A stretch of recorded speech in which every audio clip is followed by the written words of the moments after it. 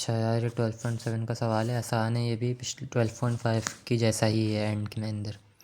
इसके अंदर 400 megahertz frequency है, ये सवाल आ गया। और मैक्सिमम जो ई की वैल्यू है वो है 1500 वोल्ट पर मीटर। हमें बीटा फाइंड करना है, ये एन है, lambda, phase voltage, relative permittivity, relative permeability और H X Y Z T जो भी है ये सब चीज़ें हमने लिख ली। बीटा हमारे पास डायरेक्ट यहीं से आ गया, हमें पता है कि ये जो एक्सपोनेंशियल के साथ जो वैल्यू है वो बीटा की होती 25 रेडियन पर मीटर। बीटा आ गया हमारे पास। लैम्डा निकाल लिया हमने फॉर्मूले में पुट करके।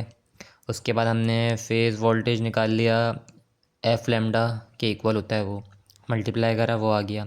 उसके बाद हमने यहाँ पे निकाला है एच का मैग्नीट्यूड, एच की वैल्यू का 2 और 5, ये वाली दो जो है ना, वो इसलिए क्योंकि जो इसलिए निकाला क्योंकि यहाँ पे हमने एन का फॉर्मूला लगाया है, ई मैक्सिमम ओवर एच मैक्सिमम।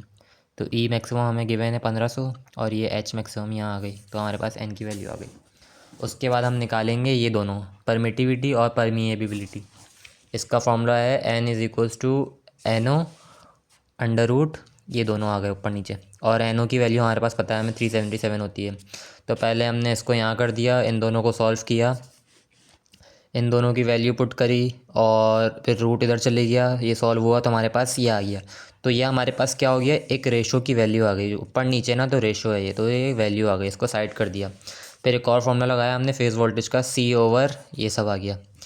अच्छा, सी हमारे पास स्पीड ऑफ लाइट आ गया, हमने बेस को यहाँ कर दिया, ये सब इधर हो गया, सॉल्व हुआ, इसकी वैल्यू ये आ गई। उसके बाद हमने इसका रूट इसका रूट यहाँ आ गया, वो तो पता ही है कैसे होगा सॉल्व।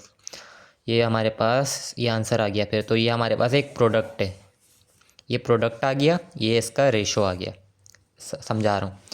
अब क्या करेंगे, हम दो वैल्यूज़ आ गई ना हमारे पास, इसकी और इसकी, हम दोनों को मल्टीप्लाई कर देंगे। तो लेफ्ट हैंड साइड के ऊपर ये दोनों चीज़ें आ गई, एक ये रहा और एक ये वाला, ठीक है। और राइट हैंड साइड के ऊपर एक ये वाली वैल्यू और एक वो 0.546।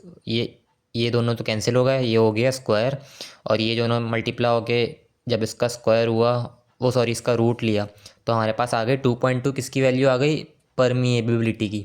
अब परमिटिविटी के कैसे निकालेंगे कि जो प्रोडक्ट है ना, टोटल प्रोडक्ट, उसके अंदर से डिवाइड कर देंगे इसकी वैल्यू, परमिएबिलिटी की, यू आर की, म्यू आर की, तो हमारे पास उसकी आ जाएगी परमिटिविटी की। तो हमने यही करा है आगे, प्रोडक्ट में से जो टोटल है हमारे पास उसके अंदर से डिवाइड कर दिया हमने उसकी वैल्यू को, तो हमारे पास ई इसकी आ गई।